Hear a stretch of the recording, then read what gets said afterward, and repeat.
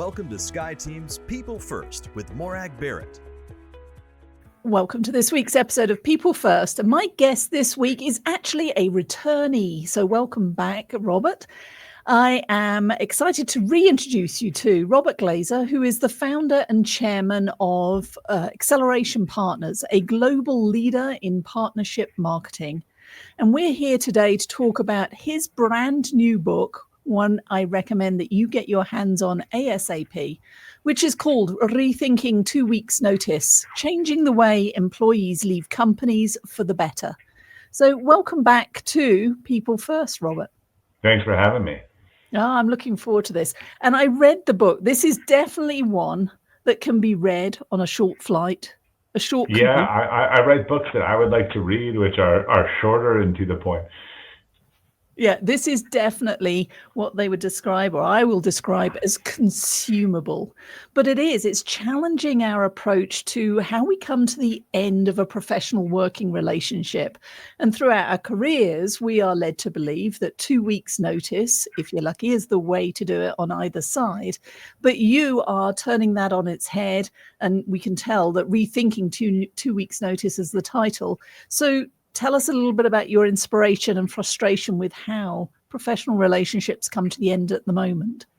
Yeah, so as I was building my company, Acceleration Partners, I think we were trying to do a lot of things differently. We were trying to build a great culture. We ended up winning 30 Best Places to Work awards. But the one sort of traditional paradigm we hadn't been able to shake was this sort of, oh, well, people gave 2 weeks notice because that's just what people do. And it just felt sort of incongruous. And so when I looked at this problem, what I saw was, hey, we're all still behaving like it's 1990 and the expectation is lifetime employment and pension. And if I were to look up any of Glassdoor's Best Places to Work awards, I'd probably see that the tenure is 2.5 years. And for people under 35, maybe even less than that, or under 30, less than that. And so why are we all pretending that that this isn't how things go? And then we get to these endings that are messy and short-term notice, or we tell people to leave, or I worked for you for years, and then I had all these doctor's appointments, and then I blindsided. Like, this seems silly. And so we had an employee who was undergoing a performance improvement plan. He had gotten better. He sort of bounced around. And we sort of like, well, what if, like, we had an honest conversation with him, and we're like, what if we just let you keep working? We were in client service. So in client service, people hate account turnover. It's like the number one risk to the business. So what if we just let you keep working and starting to do the thing you need to do, and we start finding a replacement, and we have sort of a transition period? And we tried it, and we made some mistakes. We're like, oh, this is pretty good. And we ended up kind of turning it into a program, and the concept of, we had called it Mindful Transition. Now it's called Career Engagement Program. But how do we sort of relabel the ending as a transition program, and understand that there are people who are going to want to opt in, and then there are other people that were going to opt in, but it just would have people leave in a different and more respectful way. So I think that's the key thing. It's a different and more respectful way, because in the end, then it's a win-win. Because to your point, it's a fact of life that people are going to transition out of organizations.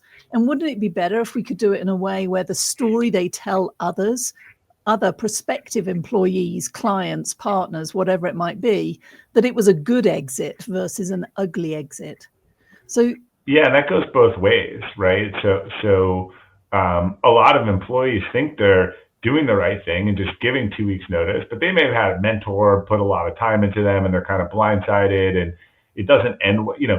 I study a lot of psychology, and one of the things around events or otherwise is people remember the endings impact the entire event disproportionately. Mm-hmm. So do the beginning. So if you're having an event, put all your budget into the opening speaker and the closing speaker, and then everything in the middle, people tend to, if you're on a vacation, plan one of the best things for the last day. And Daniel Pink talks about this a lot in his book, how much beginning and ends matter. The other thing is, I don't think people understand, this is a world of LinkedIn and back channel referencing if you're smart. So if you leave and someone's really upset about it and destroyed everything that came after, you might know they're upset. You might not give them as a reference, but they might get asked anyway in a few years. Mm-hmm. Because you both worked at the same company. They know that person, and they're like, yeah, like she was okay, didn't end very well. Like again, I might forget everything else. So you might create this a little bit of a visible barrier to your career going forward. Absolutely. And it seems like there's the emotional element underneath. So from the employee's perspective, what I hear from those who are considering a transition is fear of being walked out the door that day. Yeah. And so they keep it to themselves until it's, ta-da, I'm going, or vice versa. So what are those underlying drivers that keep us stuck in this perpetual loop of ideally? Yeah, so I'm really clear about the content in this book. You should not read this book and then go walk into your employer who marches everyone out the door when they give notice and say, I want to do a transition, because you're also likely to be walked out. So the company needs to make this decision to change the culture and change the operating system and get employees to buy into it and believe it. There is a yet to be named psychological force, I think, that is a cousin of cognitive dissonance that I think drives a lot of this. So, the two things they talk about in the book. We're not digging to the root of problems early enough to see if we could fix them or change the outcome. You might be very disengaged. You might be leaving today. Either I'm firing you or you're giving 2 weeks notice and we're all pissed at each other and it's toxic.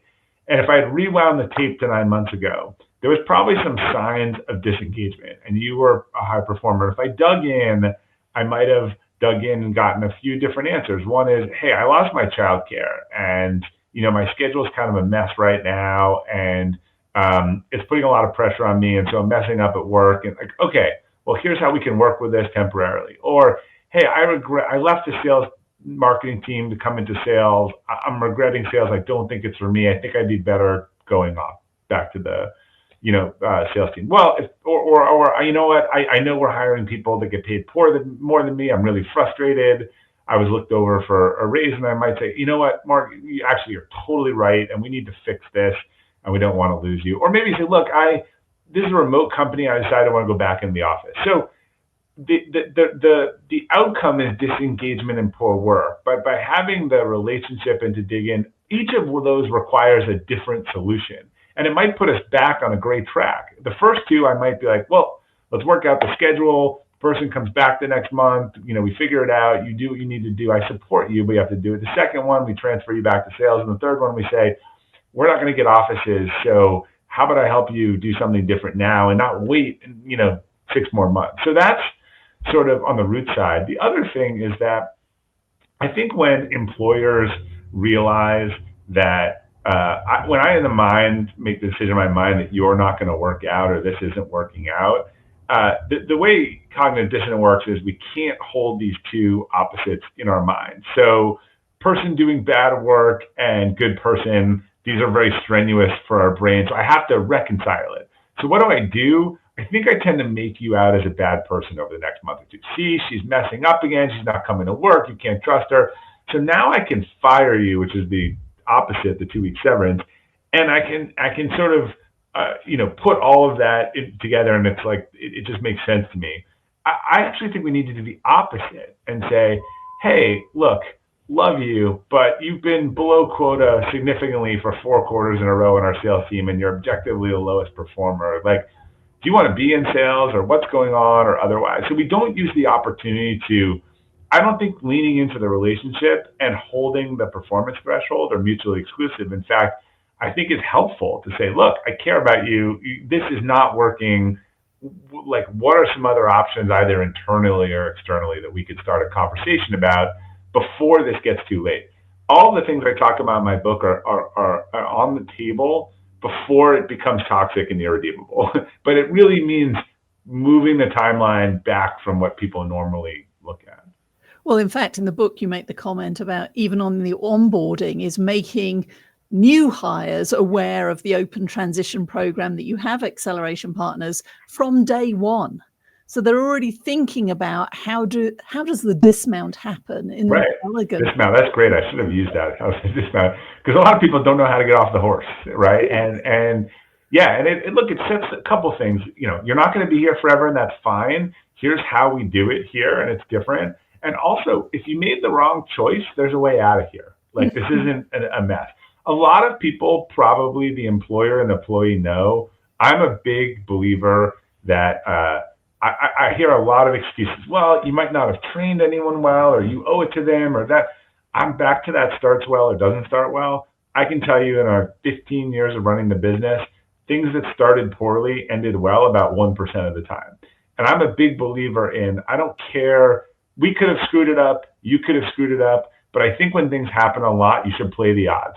And when something's 90% failure, you should play those odds and not assume it's going to be the exception. You'd be better off taking the same step if something had a 90% failure and missing the 10% exception and getting it right 90% of the time. So when something's really a mess after 2 or 3 weeks of someone starting, you're already in that tailspin. To know that like you could have that discussion and say, hey, do you want to just like pretend you never worked here? Because that might be better than us going 6. The worst thing you could have is a 6-month stint on your resume. You could be a consultant or just this clearly isn't going well. Maybe we screwed up, maybe you screwed up. But generally, I don't know, I'd be curious in your experience. I just haven't seen a lot of recoveries from these parts. But everyone wants to make it a whole, well, did you do this right? Or I'm like, I don't know. We hire 100 people a year. We hire people in classes of 10. 1 out of 10 is struggling. They're all getting the same training. I tend to think one of us just got something wrong. And we should debrief it, yeah, but we also probably should just not ignore it either.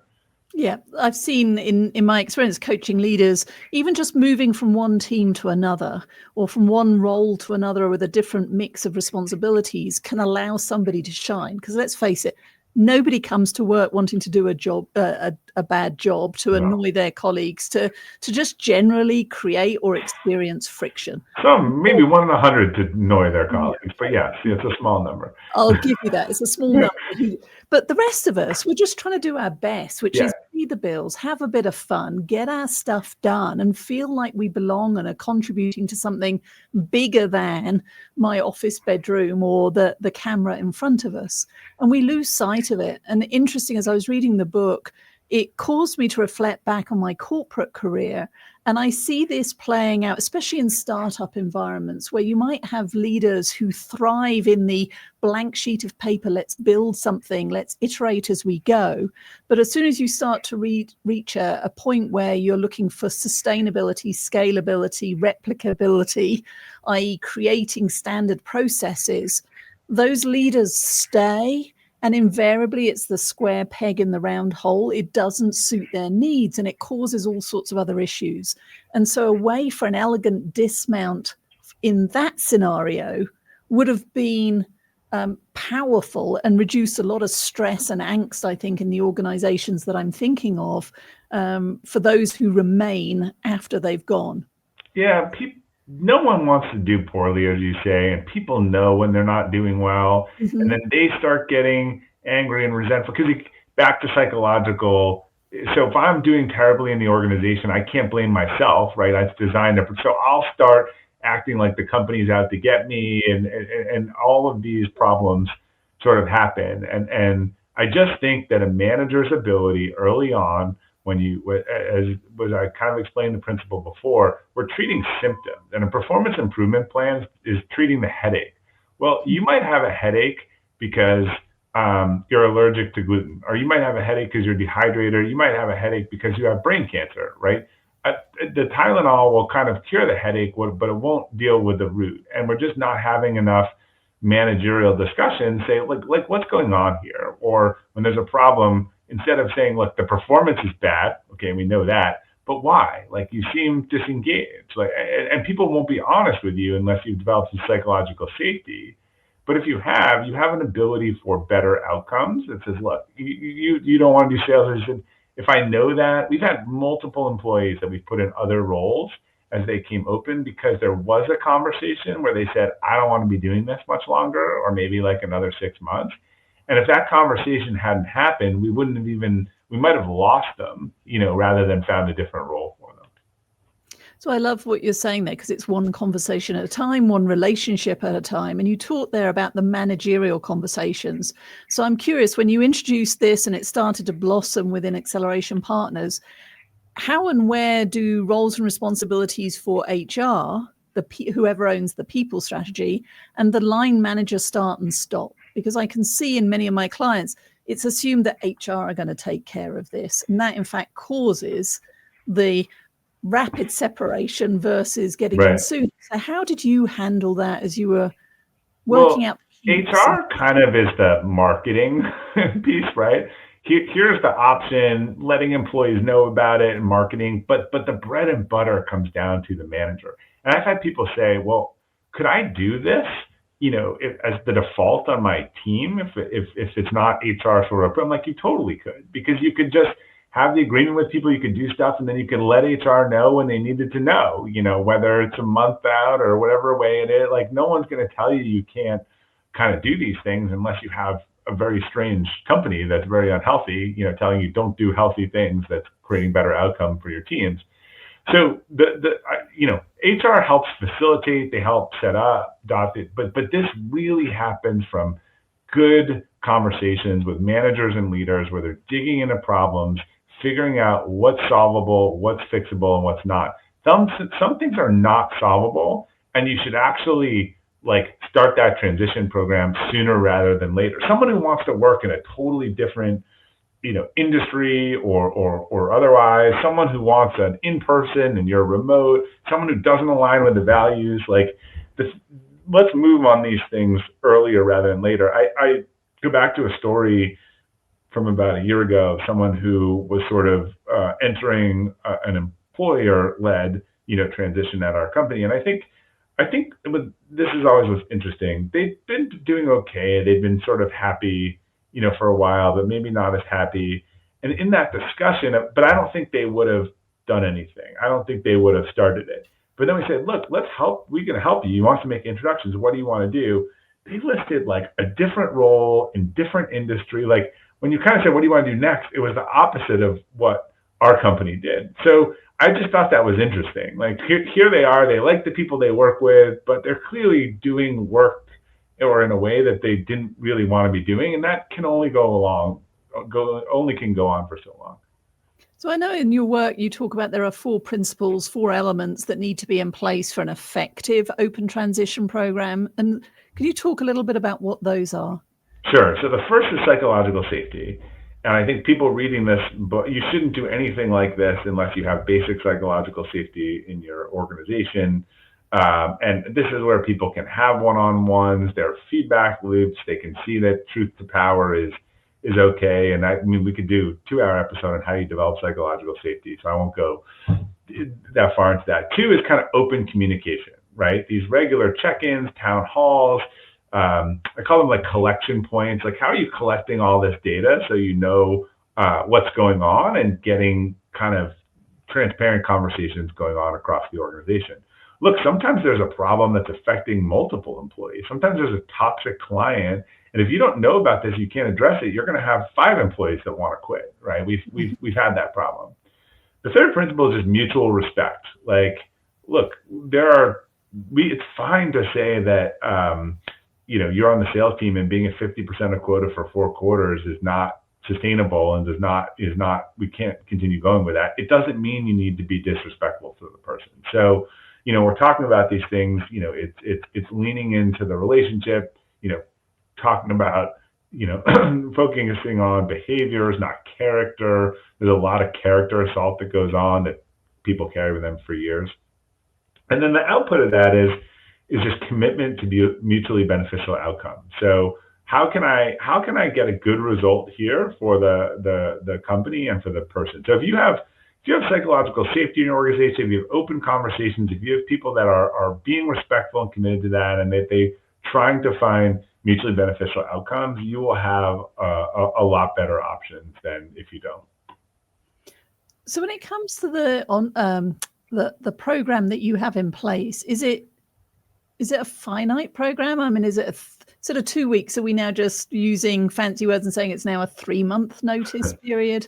Is it 6 months? How does that work? Yeah, it's a little different. I would say on the program as we originally designed, we tried to operate around 90 days. I think we felt that was the right period. And that person might not have a job at 90 days, but I actually think it's important to have a little of the feeling that there's a date and it's not going to go on, and they need a little bit of the motivation to do that as well. I think that was one of the mistakes we made on the first one, were kind of went too long.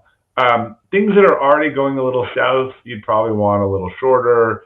There are some cases even where someone is moving or going back to business school, or they're not even taking another job, but this far enough in advance that, they tell you in January that they got into business school and they want to leave in June and take the summer off. And you're like, okay, like we can work with that. Like, great, you're sort of a high performer. But my experience is 90 days is sort of a good window, both for the company and that's like the optimal window to start from. See, I'm now thinking about Michael Watkins and his book, The First 90 Days. Yeah.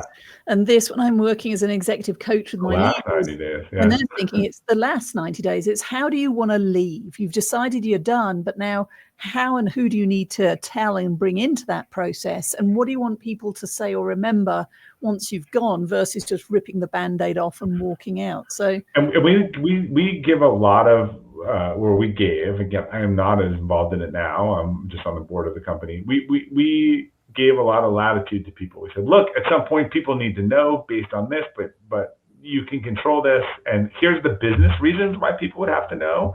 But you can tell people whatever you want. There was an article about a company last week throwing massive celebrations for people leaving. Like I don't love that. I think that's a little bit of a confusing message. I think you send everyone off with a nice, respectful message. One thing I saw too is we got bigger. You have to standardize things as a company. So the company, unless it was like a 10-year executive team member, the company didn't do things because we were like, what about the lunch or the thing? We let teams do things. We let them feel how they want for them. We don't put everyone on the company call unless, again, is a kind of a tenured long-term person that everyone knows. But we wish everyone well, and we announce they're leaving in the same way. And we announce they're departing in a way that you wouldn't know whether it's their call or our call. And what people just see is, hey, this is treated as we wish them well. They're it's called our alumni program. They're joining our alumni. They go in our newsletter. So, we just try to keep that on the level. And so I think you support the concept of people leaving. I find it a little confusing to celebrate people leaving. Yeah. I like the fact that you have that alumni program, that you have returners, that you are thoughtful and deliberate, both on the people who may be passing through, but also the fact that they can come back to you with fresh perspectives, broader world experience that can add to the richness within the firm. Yeah, we have some returners. And by the way, even having this program, I think that we would have more, and I think companies would have more if people didn't feel badly about how they left. Right. I think more companies are open to it, but I think a lot of people get the sense that they burned a bridge or otherwise they don't even start the discussion. So more reason for me, to leave well. Because look, during the Great Resignation, I could have predicted what happened. I mean, we have great employees, but people were calling them and offering them too much money and too much title, and it just didn't make sense. And I followed a lot of those stories, and they blew up 6 to 9 months later. And a recruiter is a salesperson. They are telling you, and when you get out of a relationship, you look for the opposite thing that you didn't have, but you forget about the things that you liked. And so, a lot of times if they get there and they're like, crap, this isn't what, I thought it was, you really want them to pick up the phone and call back and say, hey, will you have me back? Yeah. So what was most surprising for you and the team as you not rolled it out, but as you rolled it out and expanded the program, what was most surprising? Surprising how few people believed it. And part of that, I guess, is you believed it or really understood it after I thought we had talked about it ad nauseum. And it comes to Patrick Lencioni's sort of 7 times rule. So we kept having to have these sessions. And eventually, actually, we thought people were like, yeah, we know you're saying this, but... And so then we came out with an incentive program based on how many weeks notice you actually got a bonus if you gave us 90 days of window, even if we didn't use it. And so we thought, okay, then they'll take us seriously, right? Like we're literally paying for it. So I was surprised even for a company that sort of pioneered this and talked about it, how you always have new people coming in who haven't been through it before. Otherwise, it required much more discussion than I expected. It's interesting because it brings together so many different ideas. Because I think from memory, it was Zappos that was offering $2,000 if you left within Like your after the first week, yeah. first, or Yeah. whatever, if it turned out it wasn't a good fit. And that seems like a contradiction in terms of common business sense. But to your point, if somebody comes on board and either side has kind of either been overselling or it just doesn't fit, again, how do we make sure that people can leave with reputations and relationships intact versus just toughen up and walk it through? Because then it damages everything. Right. Look, there's so much blame. To me, the best thing you could do is focus on where we are today and what we can do, and not get into all the revisionist history of why it happened. When I've talked about it, well, people are like, you should look at your hiring practices, you should look at your training, you should look. Okay, totally valid, and particularly valid if it keeps happening over and over again. But if this is the 1 out of 10, I'm on again. We are where we are. And so how do we get the best outcome from here on forward? We'll debrief later. Maybe our interviewing missed something, but the time for that is we have a person that, and I think the worst thing you can do, and I talked about this in the book, is train to get to average, right? You should train people that you think that you can be great. And if you're training someone just to get them to what you thought they were on day one, that's a really bad use of resources. Absolutely.